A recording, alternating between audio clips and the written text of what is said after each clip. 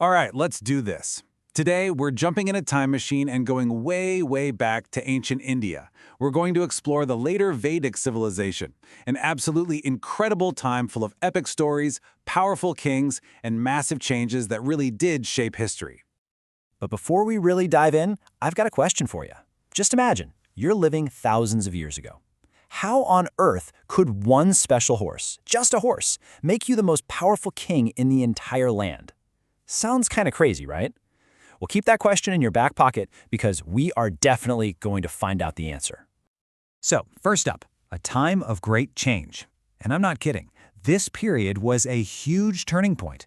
I mean, everything from how people lived their daily lives to who was in charge was getting completely flipped on its head.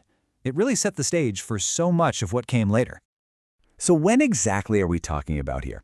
Let's get our bearings. This whole period, the later Vedic period, it ran from about 1000 BCE to 500 BCE. To give you some perspective, that's like 3,000 years ago, a long, long time back. Now, check this out, because this was the big shift. Before this, people mostly lived in small, kind of scattered tribal groups. But then, boom, the later Vedic period kicks in, and these small groups start joining up, growing into these massive, powerful kingdoms with cities, organized governments, the whole deal. So, what lit the fuse for all this change? Well, it really boils down to two huge game changers. First, you had these powerful new ideas spreading through new books and epic poems. But second, and this is a big one, they discovered iron. And let me tell you, this super strong metal changed everything, from how they farmed to how they fought. And all that change, of course, meant that leadership had to change too. Which brings us right to our next section, the rise of some seriously powerful kings and kingdoms. Society was getting bigger, and so were the crowns. Yeah, you heard that right. Being a king pretty much became the family business. These weren't just elected leaders. Oh no. Kings were seen as being almost godlike. And you couldn't just, run for office. You had to be born into it. And that brings us to this very important word, hereditary. All it means is that power was passed down from parent to child. So, if your dad was the king, guess what? You were next in line. The power stayed right there in the family for generations. So, if you were a king, how did you prove you were the real deal? You had to put on a show with these huge, spectacular ceremonies. One was to gain supreme power. But check out step 2, the Ashwamedha Yagna. This is it. This is the answer to our horse question. Picture this. A special horse was set loose to wander for an entire year. Any land it walked on was automatically claimed by the king. If another ruler tried to stop the horse, they'd have to fight the king's entire army. But if that horse made it back, unchallenged, bam! You were the undisputed ruler of all that land. Pretty wild, huh? Okay, so the kings were clearly very powerful. But what about everyone else? What was life like for the average person? Well, that brings us to how their whole society was organized, and they had a very, very specific structure. Society was basically divided into 4 main groups, or varnas. You can think of it like a pyramid. At the very top, you had the brahmanas, the priests and teachers, and the kshatriyas, who were the warriors and kings.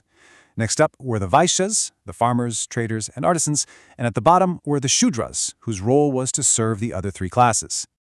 Now, here's the really important thing about this system. It was super strict. Your varna wasn't something you could choose or earn. It was decided by the family you were born into, and that was that. You couldn't move up, and you weren't allowed to marry someone from a different class. It was an incredibly rigid social structure. And what about women? Well, this period saw a big change for them, and honestly, not for the better.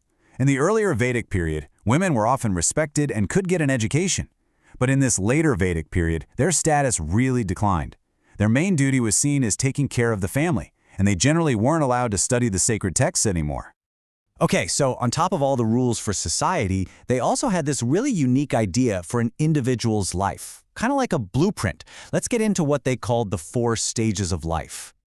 These stages were called the ashramas, and it was a sort of roadmap for a man's life. First up was brahmacharya, the student stage, all about learning. Second was grihastha, the householder stage. Get married, have kids, have a job. Third, vanaprastha, was when you'd actually leave home to go live in the forest and meditate. And the final stage, sannyasa, was when you'd give up everything to search for spiritual truth. That first stage, being a student, is so fascinating to me. So what do you think school was like 3,000 years ago? I'll give you a hint. Forget about classrooms, computers, or even notebooks. It was called a gurukul, and it was totally different. A young boy would actually go live with his teacher, or guru, often out in the forest. And get this, he'd stay there from about age 7 all the way to 25. All the lessons were spoken out loud, so you had to memorize everything perfectly. Life was simple, helping out with daily chores, and at the very end, there was no tuition fee. Instead, you gave your teacher a special gift of gratitude called a guru dakshina. Now this time wasn't just about rules and kings. It was an absolute golden age for religion and storytelling. I mean, some of the most famous and incredible tales ever told come from right here. So let's dive into the gods and epic tales. During this era, 3 gods became especially important, kind of like a cosmic dream team. You had Brahma, the creator of the universe. Then there was Vishnu, the preserver, whose job was to keep everything in balance. And finally, you had Shiva, the destroyer, who would clear away the old to make room for new creation. Together, they represented the whole cycle of life.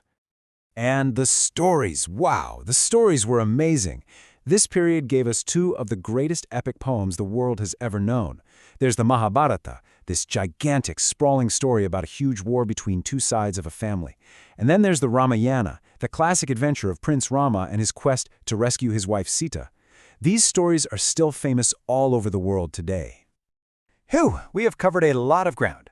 So let's bring it all home, take a look at what this whole civilization ran on, and then we'll do a super quick summary. So what was the engine that powered this whole society? In a word, agriculture. Remember those iron tools we talked about? They made it possible to clear forests and farm way more efficiently. More food meant people could settle down in one place, which led to the first towns and trade routes. And a lot of that trade was done using a barter system. I'll trade you my crops for your pottery. Okay, time to boil it all down. Here is your quick summary. Small tribes grew into large, powerful kingdoms run by kings. Society was divided into 4 really strict classes called varnas. A person's life was seen as a journey through 4 stages, or ashramas. And this was the time that gave us the amazing, epic stories of the Mahabharata and the Ramayana. Got it? Awesome. And that brings us to our final thought. From the way society was structured to the epic stories that are still told and retold, so many ideas from this ancient civilization have had a really long-lasting impact. So the question I want to leave you with is this. Which of these ancient ideas do you think still shape our world today? Pretty incredible to think about.